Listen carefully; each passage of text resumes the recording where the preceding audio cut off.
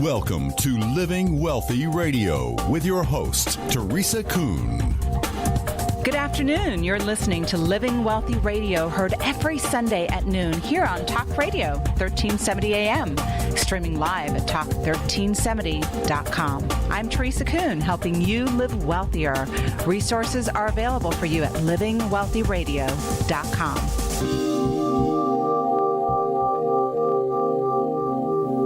So when was the last time you paused to think about where you're at in your career? Are you happy with your skills, networks, current job? Maybe you are looking for a job and you feel like you just can't catch a break. You're stuck in a job that's going nowhere and you feel like you're spinning your wheels. Many of us are realizing that the 21st century job market is not the same job market of before, certainly not the one our parents worked in. The rules have changed. Hiring managers and firms are looking for different skills and traits than they once did. Firms are looking for leaders with different approaches than the last generation valued. Perhaps it's time to take inventory, change your approach a bit. Our guest today, Dr. Tracey Wilen, is a global speaker and author on the topic of 21st century career trends and best practices. Her latest book, Employed for Life, 21st Century Career Trends, outlines the vital principles to understand in order to thrive in the new workplace. Dr. Wilen is going to help us understand what it takes to be a leader in whatever career field you have your sights on.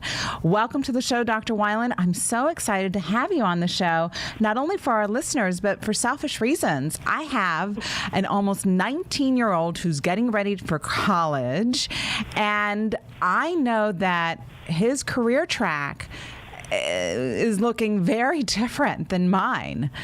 What advice do you have for these kids going into college today and preparing for their careers? Well, thank you very much for having me, and that is a loaded question, but I get asked that often with college students and parents. And, what you're stating is correct. Your son's career is going to look incredibly different than yours did and mine did. It'll be more of a maze.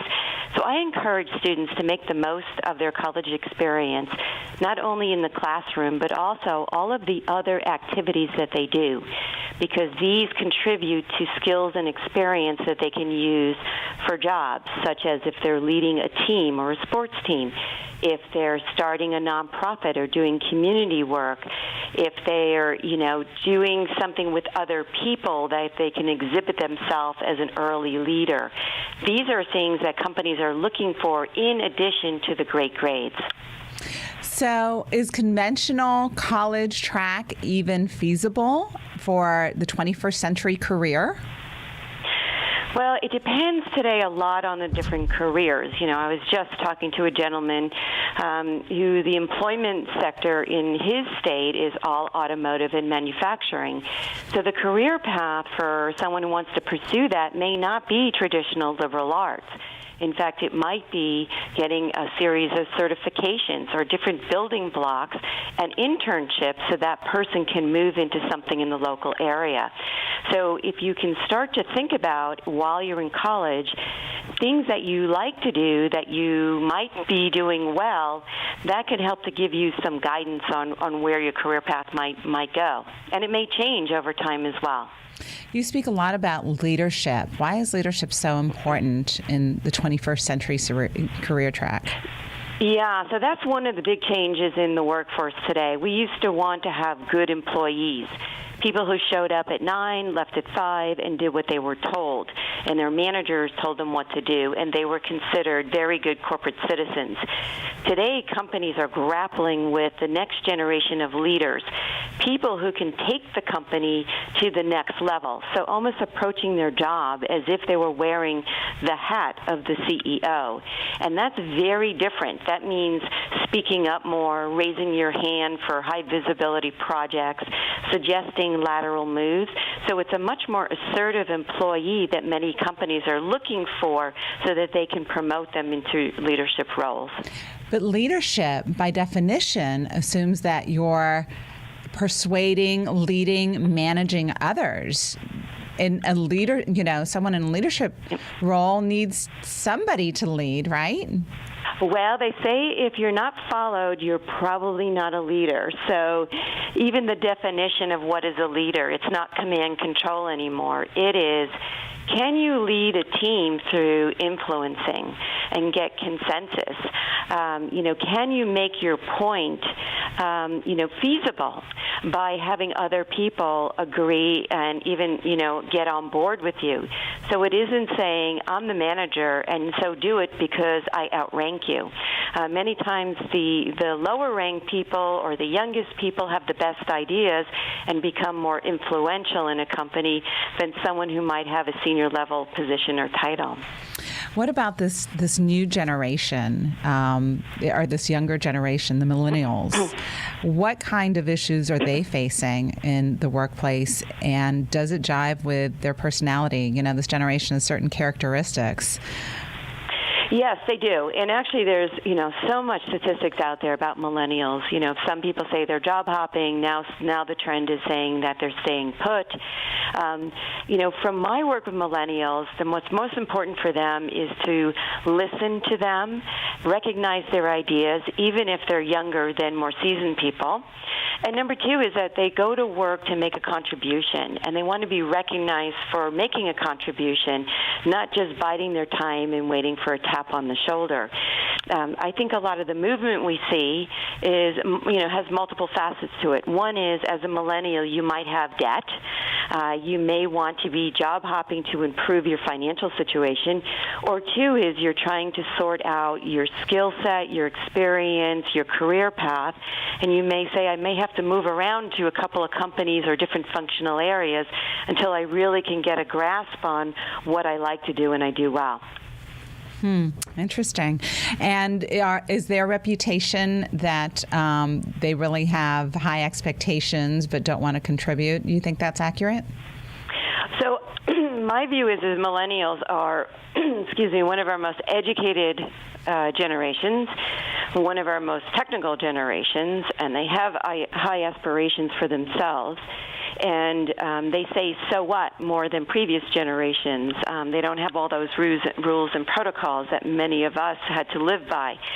The good news is that the baby boomers, according to Pew Research, are reaching about 65 years old and at the mass of 10,000 per day. That's retirement age for a lot of people working today. So they need replacement pipeline. And interesting enough, Generation X, which is the 33, 34 to 53, 54 is the targeted pipeline. But that's a much smaller generation. So companies are saying, instead of waiting until someone's in their 40s or late 30s, I actually have to go start looking younger in the pipeline for our next generation leaders. So you'll see the shift is really happening, that it can work for a millennial. And it's a trend that I think if millennials think about it and raise their hand, they could actually move into leadership much younger than previous generations. From a technology perspective, though, isn't the company of tomorrow, or really the company of today, the leading edge, cutting edge company of today, so different than these old big companies that we grew up with? Yes. Well, many of these old big companies are also technical. So I think what's happening is companies have to adapt to a digital world, and that's what's different. Is I was raised in the classical world. The liberal arts degree, was enough, or a high school degree, to get pretty much any job. Today, companies are really trying to survive in a digital world, and so they're looking for expanded skills and experience. Yes, you still need to think, and you need to have critical thinking and problem-solving skills, but now you need more. You do need expertise, and you do need technical know-how, because most statistics are suggesting that by 2020, over 75% of jobs will be touched in some way by technology. So we need to all think about our jobs and how to make sure that we're technical enough. But these companies with technology, they can digitize, they can dematerialize. There are virtual companies. I mean, there are, companies are becoming, can grow to revenues of $1 billion in 2-3 months. I mean, we've seen this time and time again recently. And they're doing this with with less employees, more overseas workers, more technology, less overhead, right? Less manufacturing, less facilities. It seems to me that there's not going to be as much of a job market for the millennials. They're going to have to forge their own way. Yeah, and a lot of your points are very well taken.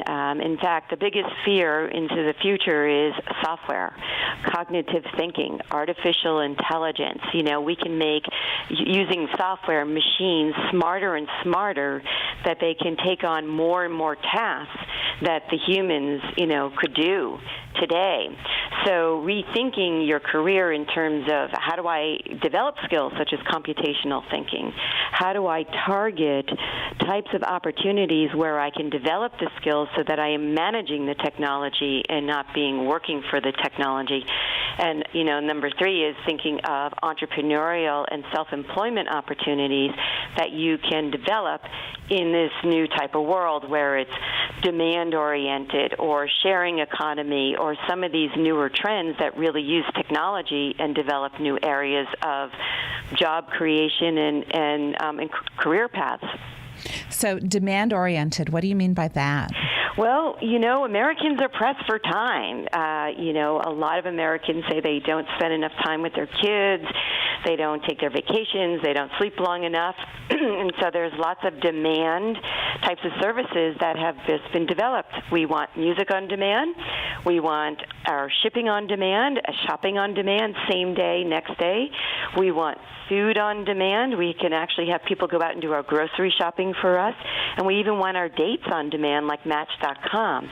And this trend itself is creating a service economy, an on-demand economy, and opening up jobs, logistics, transportation, call centers, online chat rooms, retail, marketing, customer service, so apps. So even though we're technology-based, a lot of millennials can jump on board with this whole new demand society that we live in and create new services or participate in the services.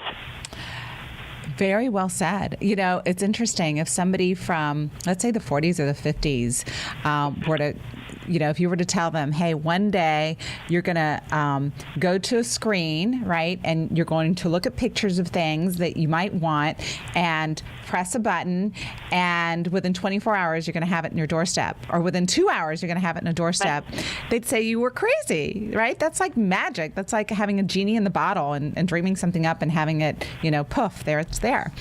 But that's what we've got today in our demand society. Yes, and you know what? You know that it's going to stay because if people are hooked on it. I mean, I can't imagine going to half the stores I used to go to and sitting in traffic, but I could just go to Amazon, Absolutely. quite frankly. The other one is sharing economy. This is another social trend that is driving industry. I'm guessing you probably have Uber or Lyft in your area. That is they've become the family chauffeur. And in fact, I am meeting more and more drivers who are women who are saying, I would drive the soccer kids, but now I can make money. I'm carting them around, and I can make extra cash, or I can do it in between stops. And we're sharing houses, Airbnb, we can rent out extra rooms. We're sharing the cars. We're sharing bikes, clouds, and I shared a Christmas tree this year, so the sharing economy or the we economy is another trend. It's about a $26 billion market that is creating, new jobs and services. How did you share a Christmas tree? Fascinating. I'm out in California, so everything's a little green out here. But we had a forest, like a forest grove, and they grow Christmas trees and they pot them, and then they drive them to your house, employing lots of people, and they drop them off, and then you rent it for the month, and then they coordinate picking it up, and if you want, you can name it, and you can have your same tree back next year. It might be a little bigger because it gets replanted out in their grove, and you can, relax that you're not throwing a Christmas tree out on the sidewalk. I absolutely love it. And, this whole sharing economy, if you think about how, that's a form of, in the future, the industries like the car industry and the housing industry, it's going to be very different because the millennials don't want to live, or really, if they're going to be sharing in this trend, right? They don't want to live out in the middle of nowhere or out in the suburbs. They want to live in the middle of where everything is at, right? And they don't really need cars because they share cars, and their housing is going to be smaller. And so it's really interesting seeing these future trends in industries, how 10, 20 years from now, they're going to look very, very different than they look today. Not everybody's going to own a car. Yes, that's right, and you don't really have to. And, but you'll need new kinds of jobs, like people to audit. If you're going to share your house, people have to make sure that you can rent that room. Or if you're a business and you want to share assets, well, you need someone who can go in and assess. So there'll be, corporate sharing managers. You can see a whole bunch of different kinds of roles being developed. So where I don't look at the traditional as replacement of jobs, I actually see some of these trends as just a new wave of job creation. Very cool. So you have a term that I've never heard before. It's called career selfies, and you're actually on a speaking tour advocating career selfies. Yeah, so I read this statistic. It was about a month ago. Google published it, and they said that on the Android alone, individuals were taking 93 million selfies per day. And I said, oh, my God, we are spending a lot of time looking at ourselves, but we're looking at our physical self, our photos. Are we spending just a third of the amount of time looking at our careers? And I try to find a great statistic on career development, and the only one I could find is that college students after graduation were only spending about an hour and a half a year on their own personal career planning. And I said, something's wrong with this picture. You have to get your career in focus as much as you focus that photo for your selfie. So I tell people, take a career selfie. So what would that look like? So a lot of it is planning, and I know that you probably speak a lot about planning, and so it's not too different. I encourage particularly young people to remember you're going to be living a lot longer. Projections are to 100, even 120 years. That means you're going to be working for 50 to 70 years. That's twice as long as your parents probably worked or thought you would work, which means you might be outliving firms. You might have 15 to 20 different career stops, and you need to start thinking about your own personal career adventure. At any given time, what is it that you do well, that you like to do, but you do it well enough that you can either get paid for it or get promoted for it. And this is how you can start to map out by creating goals and targets for yourself. You can continue to change them. My goodness, if you're working for 70 years, you can have a lot of interesting careers, but start to plan it so that you're always on top of it. So what kind of testing or assessments or thinking can someone use in order to really understand what their gifts are and what they do well? Yeah, I remember reading years ago about some of the top chief executive officers of, great firms, that they would actually do personal offsites. And it was interesting. They would just take themselves away for a weekend and contemplate. And then I said, that's very interesting. And I did that for myself. And I said, that's a very good planning tool because you start to just be by yourself, turn off all the noise. But then I realized that other CEOs were saying, if you can't assess yourself, then talk to a couple of friends, because you're not just your family, but talk to people who observe you, your skills, your talents, what you do well and what you don't do well, and have them also give you some input. Number 3 is start to explore. I'm a big fan of people, if you're in a company, do some lateral moves. Now, companies are much more open to lateral moves today. If they're not, suggest it. I had to do that years ago and just say, I really am good in manufacturing, but I'd like to explore a little more. Is it possible for me to take a 6 months to a year assignment in marketing just to see if that's a good fit for me? And the company actually said, sure, that's actually very provocative and interesting. The third area is raise your hand for high visibility projects and cross-functional teams. If you're working in a company, there's always a technology project, whether it's a new database, a new website, or a new enterprise resource planning system. Raise your hand and say, I'd like to sit on that team so I can get some experience, skills, and exposure to something that I don't do day to day. And what about someone in terms of a younger person who's not in a career track or in working for a firm? How do they figure out what they're good at? Besides, like I tell my son what I think his gifts are, right? But it doesn't necessarily translate into something that he might be passionate about or really love.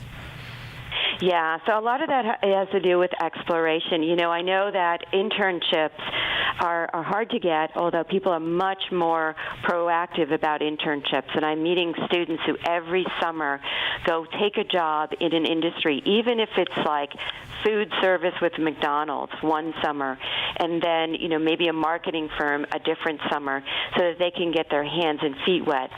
Other students tell me that they really get involved with community initiatives. So one was telling me how he loves golf, but he started a nonprofit business of collecting golf clubs and donating it to kids groups who couldn't afford golf but wanted to learn. So I think it's a little bit of leaning into your different interests and start to factor in, is this something that you could make a career out of, or is it a hobby that maybe should just be left as a hobby? Yes, I think that's great advice. And I love that idea, that not-for-profit, of collecting golf clubs for kids' golf camps and lessons. What a great idea. Yeah, and it was, what I say is, this kid did it in high school, which is pretty amazing. Probably will cue him up for a great college experience because he's already set himself apart. But he's also assessing for himself, is golf just a hobby for himself, or could he make a business out of it? And and he's showing leadership capability. So a company would grab onto that kid and say, wow, he exhibited early leadership. I met another 2 women who told me that they couldn't get a job when they were out of college, so they went overseas, taught English as a second language, and came back and got in a great firm in the Midwest into leadership track positions because the company was so impressed that they figured out something to do with their time, and they really wanted people who had international background. And they went overseas on their own, said it was kind of scary, remote country, and then taught English as a second language for the summer and just put themselves plop into a company and career track. I happen to think that the more different your background is in terms of kids and career tracks, right, the more you can distinguish yourself. Even weird, right, what we might consider weird, that filters out companies that may not be interested in you, but it certainly makes you pop out, stand out for the companies that are going to have an interest in you. Yes, and I think that's interesting. In addition to the key skills, I remember going to DVU, you need to know how to read, you need to know how to write, do math, of course, and I encourage science and technology. But if you can set yourself apart from the pack and market yourself effectively, of course you can, help brand yourself as being unique and, different. And that's something that's quite appealing to a lot of companies who are looking for, different kinds of leaders in the mix. So let's take a break right here. Our guest today is Dr. Tracey Wilen, an international speaker and author on the subject of career viability and job trends in the 21st century. We will dig deeper into the principles that can empower our careers right after a quick break. This is Teresa Kuhn with Living Wealthy Radio.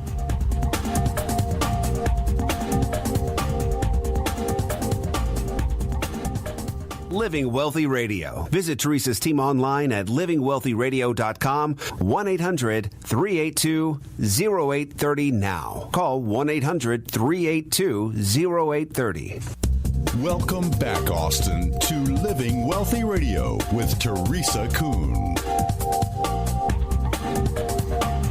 If you're just now joining us, we are speaking with Dr. Tracey Wilen, whose latest book, Employed for Life, 21st Century Career Trends, explores the changing workplaces and what it takes to build a successful career these days. So, Dr. Wilen, you were speaking about, or you make the distinction between the successful A player of the past and the T person today. So what's the A player before of the past and the T person? Define that person today, and what's the difference between these two?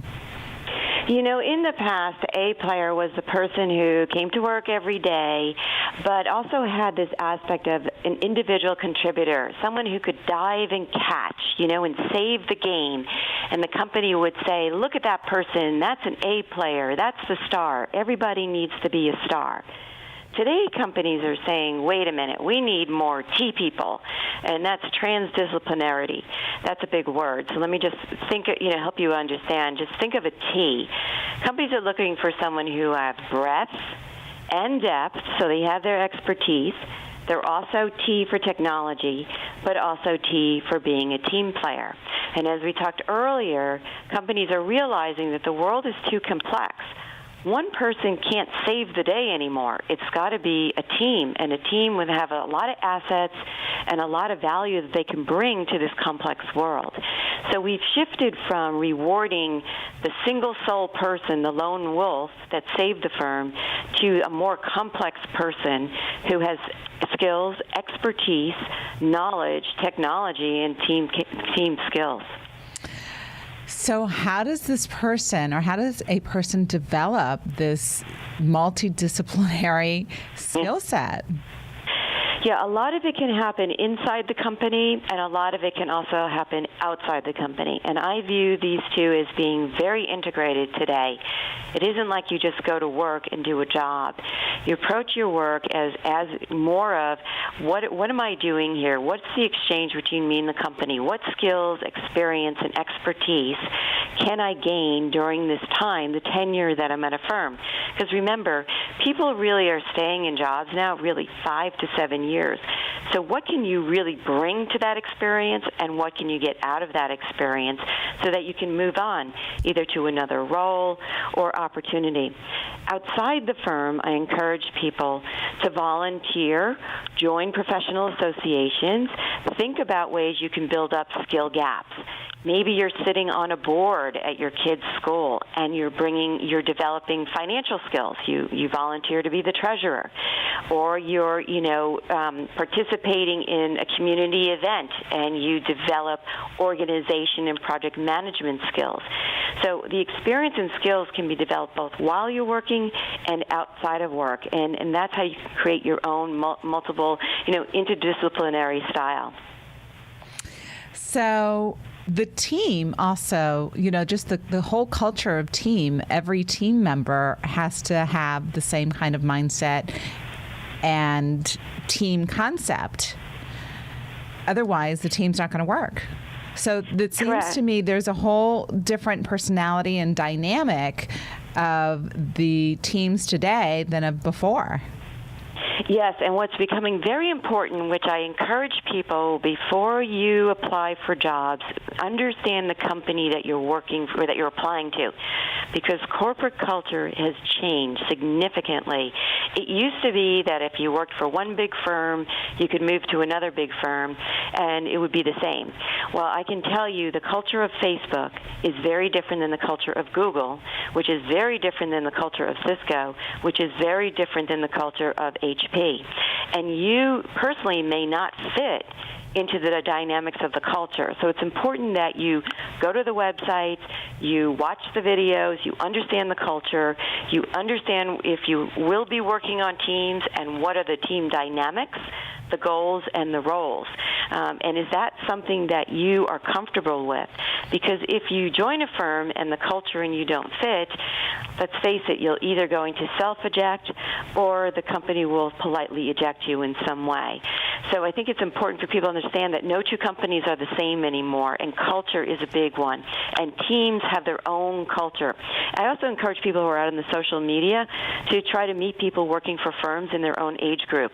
And I ask them, what is it like to work in a company? What's expected? What's the culture like? So that you know if you're a good fit or not.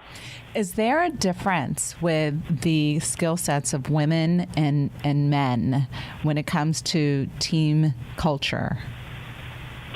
That's an interesting question because I don't think I don't look at skills, experience, expertise as gender related. I think many skills can be learned regardless of gender. With that said, I did do a massive study in 2013 on women and women in leadership. In that study, both on the survey side and in the interview side, women felt that they ranked themselves higher, quite frankly, in team building, communication skills that included writing, negotiating, and just vocal communication and speaking, and having the ability to describe, like really reading between the lines, which is cultural nuances and politics. So you didn't hear it from me. You heard it from the women who I interviewed and surveyed, and they felt that they were much stronger in these areas, which, by the way, are the modern leadership skills that companies are looking for. But isn't, not to be gender biased, but I believe, genders, and actually it's not me, I think the sociologists and the behavior, those that have studied behavior, just, women are more intuitive. Women, are more gatherers. They are more used to hanging out with other women and talking and expressing themselves and getting things done. Men from way back, right, were more of the hunters and not necessarily team builders. They were more competitive and individualistic and rugged. Not that they can't learn, right? Right. But right. Well, a lot of the women said that they were taught different things than their brothers. So they were taught to play well together and not compete, or to communicate more, or to be, more feminine versus masculine. Today, a lot of these same women say that they're raising both of their children to be playing soccer and competitive, and both of their children to be team-oriented and have masculine and feminine skills. Mm-hmm. Mm-hmm. So I think it's just how are you raised and what kind of roles and protocols did your family expect of you, and what part does your background play into it? Religion, there's a lot of factors. Interesting, right? I think there's merit in both sides of that, because that's very, very true. The girls today, they're very competitive, right? And the boys are expected to play as a team and work together in a team. And a lot of college classes have projects. A lot of team building exercises in college, a lot of projects that, they are expected to work well together with other students. So I think that makes that's a good point. Well, part of the study, by the way, was we asked women to rank themselves on confidence and assertiveness. And our young millennial women rank themselves higher in confidence and assertiveness over our boomer women, our Generation X women, our Generation X men, and our Generation Y men. So the only group that was ranked themselves higher in assertiveness and confidence were basically boomer men. So I think there is a new wave of assertiveness and confidence in each generation, coming through the pipeline, but particularly our millennial women. So we know the baby boomers and we know the Generation X. Who's the Generation Y? That's the millennials. Those are the millennials. Okay. Yeah, interchangeably. Okay. So following your passion at work, you say that's not going to work anymore, right? It's more about personal exploration. Define what you mean by personal exploration. So I think people get really anxious, quite frankly, and people say you have to find your passion. And you say, well, I don't know what it is, so I lose out. How do you find your passion? Well, it's the same way that we raise our kids. We try to expose them to piano and Spanish and soccer and technology, right, to see what are they leaning towards, what do they like to do, what are they doing well, where do they show talent. Well, that shouldn't stop. Individuals and adults need to continue to evolve themselves and say, well, maybe I really liked marketing or sales, but I seem to be very intuitive about finance.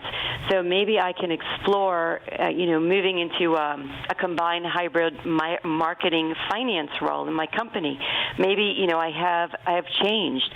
And so I think putting people in a corner saying you have to find your passion, and keep at it, and work at it for 70 years is very unrealistic. I mean, I meet musicians all the time who said, my passion was music, and then I grew up, and now I'm a music producer. I realized that the music was a hobby, but it couldn't sustain me for the long haul, and I had very good business skills, and now I can combine the two.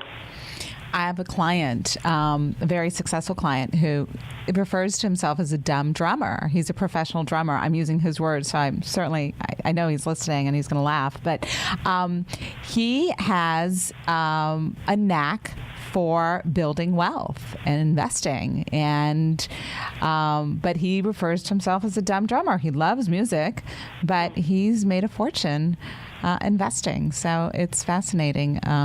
You're right on in what you're saying. It's exactly right. And what your client is doing is exactly what I hope other people do. Is you don't have to quit your day job. So if you're a drummer by day, there's no reason why you can't explore financial investments at night, or art on the weekend, or other skill building activities or career options.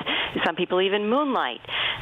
You don't have to quit your day job to explore. You can life is full, but you can try different things along the path. Sure, absolutely.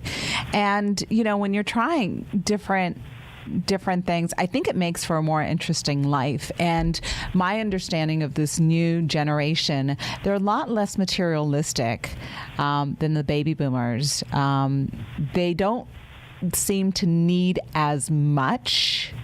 They're besides the enormous debt that they're walking away with when they graduate from college, they're really not into the stuff that the other generations are into. And so when you're living a more minimalistic type of lifestyle, or don't have as much baggage and as much need financially, then you can invest in experiences and do more exploration. Yeah, I remember when the boomer generation was, the size of your office, the location of your office, the parking space, the type of car you drove. Did you have a big house? What kind of zip code did you live in? All of these were highly valued because it meant something. It meant that you made it. And today, that is not the standard that many people approach their life with anymore, because they're like, well, I can't take that with me. Who cares? So it is interesting, and I think it does open up many more facets and opportunities for people. I agree with you. This whole, marketplace, career marketplace, there's this movement called conscious capitalism, which you might be familiar with. Are you seeing that shift? Yeah, well, it's in a big way out here in Silicon Valley. I mean, the CEO of Salesforce.com is really taking a leadership role. He's transforming San Francisco. Basically, his philosophy is that you need to give back not after you die. You need to give back while you're making money and improve the surroundings that you're in. So, we see a lot, the Whole Foods, a lot of activity with social entrepreneurs. It's actually now degrees and certifications that people can get. So yes, it's particularly relevant in where I live in Silicon Valley, because people do want to give back, and a lot of them give back by using technology and money. So when you say there are degrees and certifications, in what exactly? The conscious capitalism or giving back, or? Social entrepreneurism. It's actually included in a lot of business schools now, and actually probably in law school as well, where you can actually take courses to understand the double bottom line and how can you build a nonprofit today that is efficient, but also it contributes. And a lot of young people are very interested in this, shying away from the traditional financial firms, which is almost like winner take all, or that's their view of it, but rather how can I sustain a business but give back. I mean, a good example is Tom's. For every shoes that you buy at Tom's, they donate one to a child in need. So there's a lot of these kinds of new startups happening, giving back. There's a food startup out by me called Munchery. For every meal you buy, they donate one meal to someone who can't afford to eat. So there's a lot of these types of models, new models. So you're right in the heart of the technology capital of the world. Yes, yeah, I'm down the street from Facebook, HP, even Angie's List. I mean, we have Groupon. We have all kinds of startups, and my neighbors are probably all developing a startup. Even the people who work at Starbucks have startups, and the people who drive the Uber cars are people usually developing a startup and then doing Uber driving to supplement it. Yes, and I read a really interesting article. My son went to an entrepreneur camp in Silicon Valley this past summer for 5 weeks, which was fantastic. And I read an article regarding how Silicon Valley is such a hotbed for not only technology, but in terms of starting business and entrepreneurship, because there's so many people involved in starting businesses, and it's a very open culture. They're very giving with help and information. A lot of mentoring, a lot of coaching. They're not as selfish or self-centered with their information. It's not as competitive, even though I'm sure it's very competitive. It's not as competitive when it comes to helping others start businesses. Have you found that to be true? Yeah, well, I find that, people move to Silicon Valley because they have interest in technology, and this is an area where you can really bring it to fruition. So you're going to be with a lot of people with the same value systems and interests. I find that people who come to Silicon Valley want to change the world for the better, and that seems to be a mantra, and technology is one of the ways that you can change the world, and it makes sense to help people. And you got to remember, technology people love to show off their skills. So, if you're an expert programmer, you love sharing, your knowledge with other people. There's a great coffee shop here that's very popular called Philz, Philz, and that's where you go now. This is the in spot now where a lot of entrepreneurs just hang out all day collaborating. And so I'm glad your son did that experience, because I think it's wonderful and important for the future to have people understand that technology and entrepreneurism is a good fit. Do you think that degree is important? I mean, if someone came to you and said, I'm about to invest 4 years of my life and $160,000 in this to get this degree, or I can do something different with that money or time, what would you say? Yeah, I think it depends on the individual, right? There's going to be people who are natural entrepreneurs and can manage their lives and their careers, and there's going to be other people who really need the support and infrastructure of working in a company. And my sense is that we probably need both. I think that in your career adventure, you may want to plan working for a startup.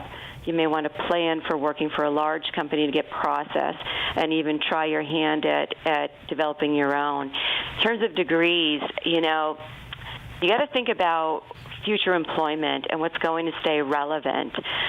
Technology is always a big degree, computer science, because every industry is impacting computer science. The gotcha with computer science is you have to stay current, very much like an accountant, very much like a medical doctor. And you have to have some sort of inclination and actually enjoy it if you're, interested in programming. And people can try that actually on the side. There's actually free programming now online, Code Academy. There's a lot of different programs, so you can even just test and see, do you have the wherewithal to be able to pursue that?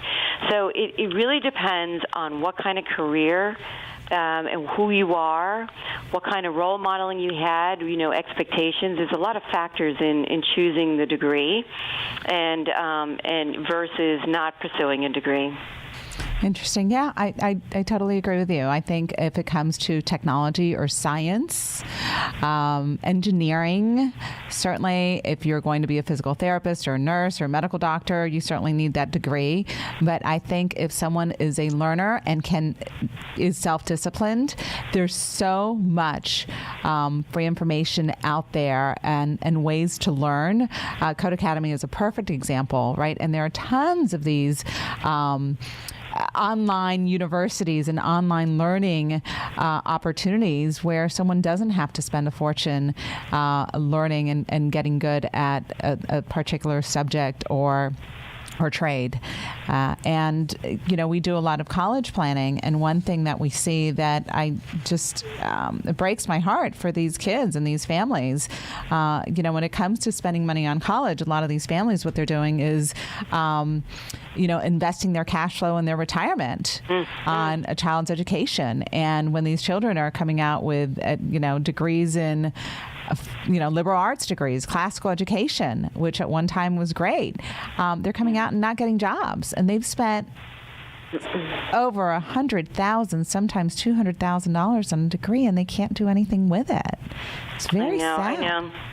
Yeah, a lot of students here who can't afford college pursue the community college path for the first 2 years, and then use that as a way to get into the high grades, keep costs down, and then high grades to get into what they hope is, a better opportunity, and then also develop something. I mean, if you can develop, a startup or do, or a nonprofit or do something and use your skills, but it is hard. Other people just say, well, maybe I can get into a firm that has tuition reimbursement.